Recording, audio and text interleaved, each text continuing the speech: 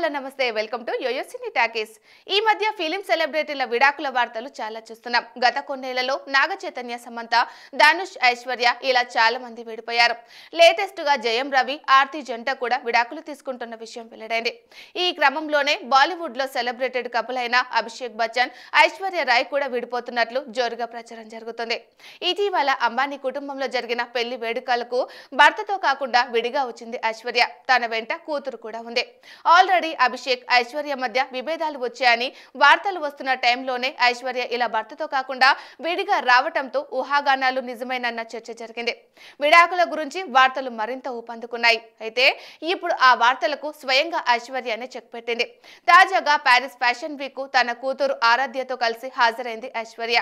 ఈ వేడుకల్లో ఆమె ధరించిన ఉంగరం అందరి దృష్టిని ఆకర్షించింది। అది పెళ్లి సమయంలో అభిషేక్ బచ్చన్ ఐశ్వర్యకు తొడిగింది కావడం విశేషం। ఈ దశలో ఆమె ఈ ఉంగరం వేసుకుందంటే విడాకుల వార్తలకు చెక్ పెట్టడానికే అయి ఉండొచ్చని భావిస్తున్నారు।